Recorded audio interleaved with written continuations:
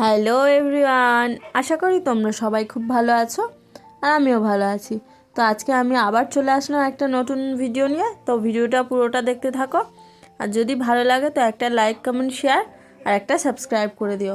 আর অবশ্যই সাবস্ক্রাইব বাটনের পাশে বেল আইকনটি অল করে রেখো, যাতে যখন যখন আমি ভিডিও আপলোড করব যেন সবার আগে তোমাদের কাছেই পৌঁছে যায়।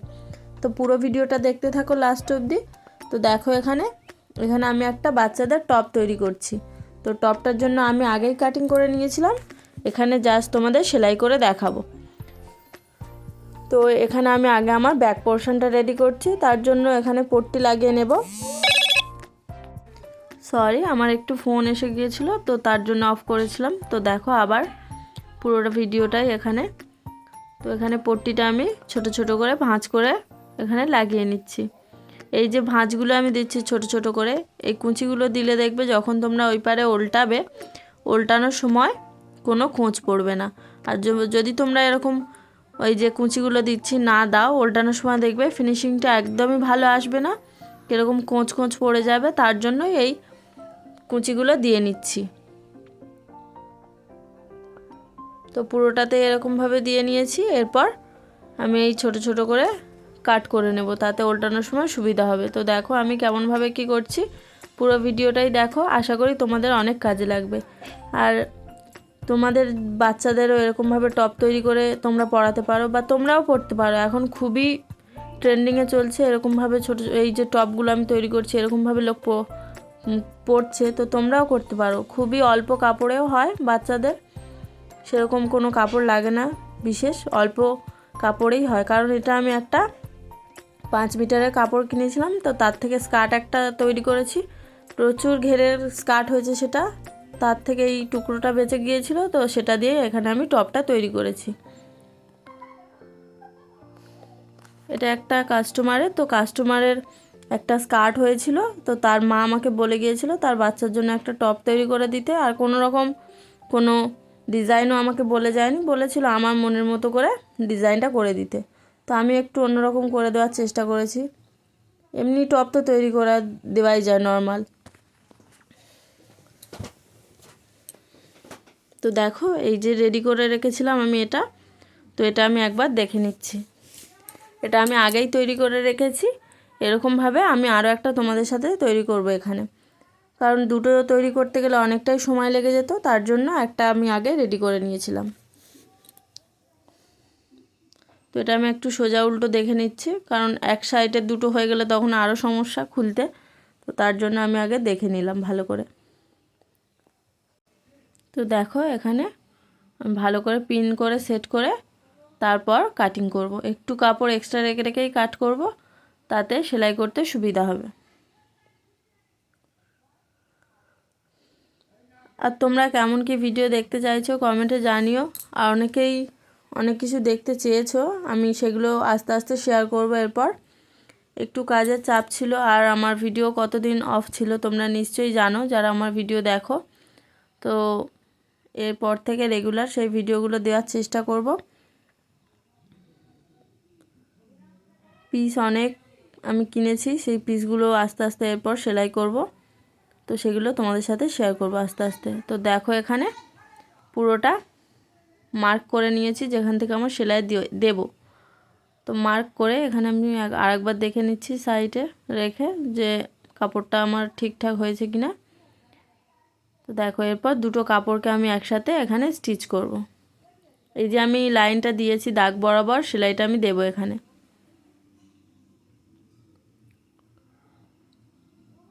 তো দেখো এই যে দাগ বরাবর আমি সেলাইটা এখানে করে নিচ্ছি।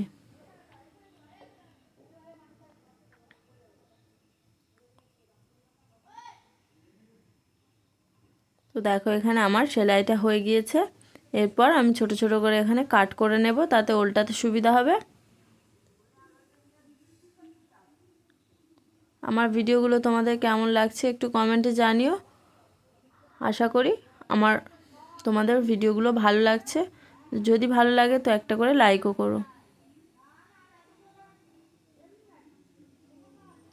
তো দেখো এখানে আমি পুরোটা উল্টে নিয়েছি, আর একটা সূচের সাহায্যে এখানে এই যে কোণগুলো আছে এই কোণগুলোকে আমি ভালো করে বের করে নিচ্ছি। তোমরাও এরকমভাবে করবে, সূচের সাহায্যে দেখবে কোনগুলো ভালোভাবে বোঝা যাবে। এরপর আমি যে আমার ভেতরের যে পেস্টিংটা ছিল সেটা এর ভেতরে আমি আস্তে আস্তে ইনসার্ট করব। তো দেখো আমি কিভাবে করছি, আস্তে আস্তে এর ভেতরে ঢুকিয়ে দেব। তো দেখো এরকমভাবে আস্তে আস্তে কাজটা করতে হবে, একটু সময় লাগবে কিন্তু খুবই সুন্দরভাবে বসবে। লাস্ট অবধি দেখো, এটাকে আমি পুরোটা ভেতরে ঢুকিয়ে নিই, তারপর দেখাচ্ছি। তো দেখো এখানে আমি পুরোটাই করে নিয়েছি। নেওয়ার পর আমি এর ওপর থেকে পুরোটাতে একবার চাপ সেলাই দিয়ে নেব, যাতে না ভেতরে যে পেস্টিংটা আছে সরে যায়। এখানে আয়রন করলেও হতো, কিন্তু আমি এখানে আয়রন করিনি। আর যেহেতু এখানে লেস অ্যাটাচ করব, তার জন্য আর আয়রন করিনি। এখানে লেসটা বসাবো, তো তাতেই কাজটা চলে যাবে। তো দেখো এক্সট্রা আমিটা ফেলে দিলাম, এক্সট্রা কাপড়টা। এখানে এই হোয়াইট লেসটা আমি অ্যাটাচ করব।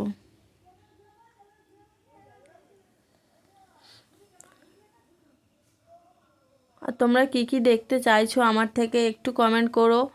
আর আমি এরপর থেকে মাঝে মাঝেই লাইভে আসবো, তো আমার লাইভগুলো তোমরা জয়েন করো।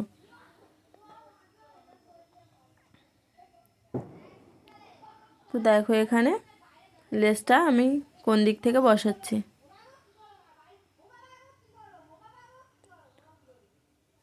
দেখো আমি একদম যে মিডিল পোর্শনটা আছে এই ধারের, তো এই পোর্শন থেকে লেসটা অ্যাটাচ করছি।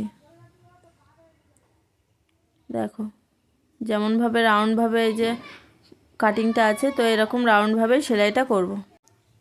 তো দেখো এখানে আমার লেসটা অ্যাটাচ করা হয়ে গিয়েছে। আমি ওপরের দিকটা এখন আর অ্যাটাচ করছি না লেসটা, এটা যখন মেন কাপড়ে বসাবো তখন ওপরের দিকটা লেসটা অ্যাটাচ করব। তো দেখো এখানে আমার যে টপের পার্টটা আছে সেই পার্টে এটাকে আমি অ্যাটাচ করছি।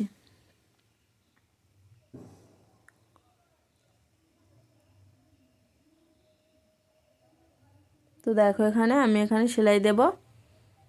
আমি এক সুত গ্যাপ রেখেই আমি এটাকে অ্যাটাচ করব। তো দেখো এখানে একটু ভালোভাবে সেট করে নিয়ে সেলাইটা দিয়ে নিচ্ছি।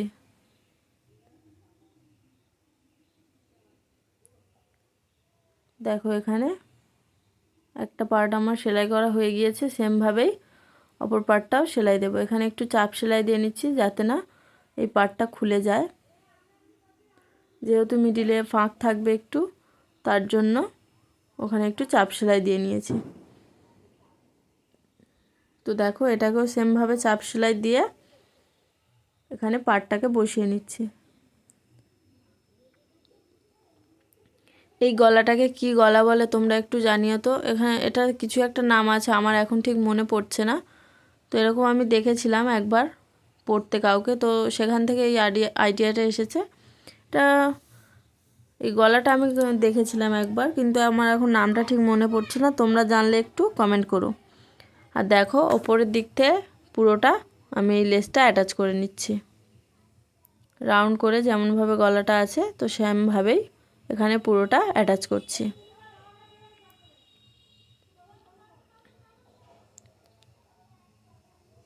এই যে টপটা আমি তৈরি করেছি, তো কাস্টমার পেয়ে খুবই খুশি হয়েছে, তার পরাও হয়ে গিয়েছে। এটা অনেক দিনের ভিডিও, আমার আপলোড করা হয়নি, একটু সমস্যার জন্যই আমি ভিডিও অফ করেছিলাম কদিনে, তো আবার ভিডিও করছি।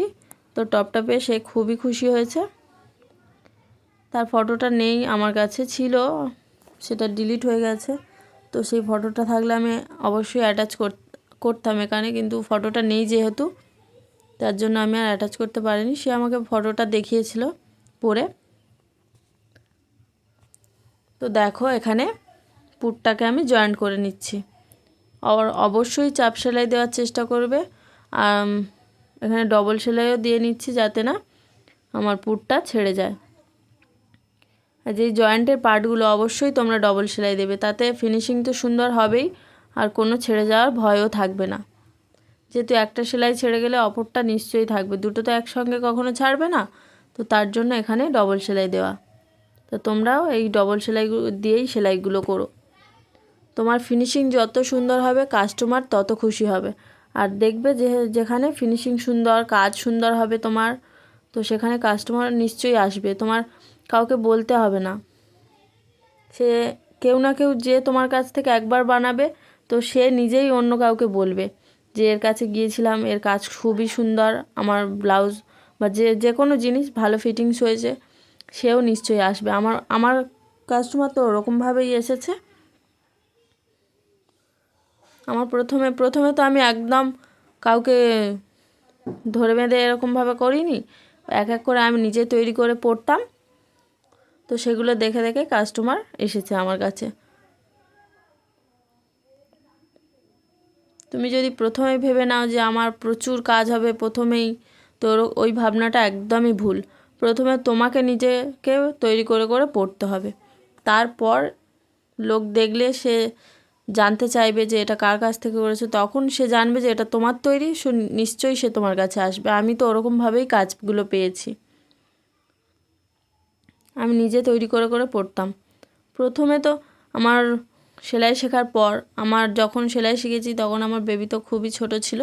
আমি সেলাই শেখার অনেক দিন আমি সেলাই করতামই না, করতে পারতামও না, কারণ যেহেতু আমি বেবি হওয়ার পরে আমি সেলাই একদম করতে পারতাম না, আর করতে দিতেও না বাড়িতে। তো সেলাই শিখে অনেক দিন বসেছিলাম, তারপর আমি সেলাই কাজটা শুরু করি। তো শুরু করার পর প্রথমে তো একদম কাস্টমার আসেনি, আমি তখন ভাবতাম যে আমার কাছে হয়তো কেউ আসবে না কাস্টমার, এরকম ভাবতাম।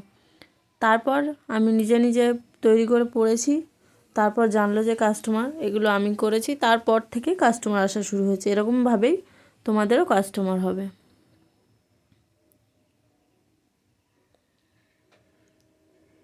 এখানে আমাকে অনেকেই কমেন্ট করেছে অনেক ভিডিওতে যে দিদি কাজ কি করে পাবো। তো এটা তো আমি কাজ দিতে পারবো না। তুমি যদি কাজ শেখো বা শিখে থাকো বা শেখোনি এখনও, তো তোমরা এটা শিখতে পারো। এটা খুবই ভালো কাজ, বাড়িতে বসেই করা যায়, কারোর কাছে যেতে হয় না, প্রতিদিন বাইরেও বেরোতে হয় না। অনেক বাড়ি আছে এরকম যে বাইরে বেরোতে দেয় না বাড়ির মেয়েদের, সেরকম বাইরে গিয়ে কাজ করার সুযোগও পায় না তারা বাড়িতে, কিন্তু অনেকেরই তো ইচ্ছা থাকে নিজে ইনকাম করব। তো তোমরা এই কাজটা করতে পারো। আর এখন তো বাইরে গিয়েও শেখার প্রয়োজন হয় না, এখন তুমি অনলাইনেও ক্লাস করতে পারো। অনেকেই এরকম আমি দেখেছি, আমি নিজেও তো অনলাইনেই কাজটা শিখেছি। আমি বাড়িতে বসে তখন বলছি না যে বেবি ছোট ছিল, তখন তো আমি এই অনলাইনের কাজটা শিখেছি, আমি কোথাও গিয়েও শিখিনি। এরকম তোমরা শিখতে পারো, অনলাইনে ভালোই শেখায়, আমি বলবো যে অনলাইনে ভালোই শেখায়। অনেক দিদিভাইদের দেখেছি আমি অনলাইনে, ইউটিউবেই দেখেছি। তো আমি ইউটিউবের দেখেই একজনের কাছ থেকে শিখেছিলাম, তো তোমরা সেখান থেকে শিখতে পারো। খুবই ভালো কাজ এটা। তো দেখো, কথা বলতে বলতে আমার টপটা পুরো রেডিও হয়ে গিয়েছে। এখানে ঘটি হাতা দিয়েছি যেহেতু বাচ্চার, তাই জন্য। আর কেমন লাগছে টপটা একটু জানিও, একটু নিচটা কেমনভাবে করেছি দেখে বুঝতে পারছো তো। তো আর নিচেও লেস অ্যাটাচ করেছি। ভিডিওটা যদি ভালো লাগে তো লাইক, কমেন্ট, শেয়ার আর সাবস্ক্রাইব করো। তো আজকে আসি, টাটা, সবাই ভালো থেকো, সুস্থ থেকো।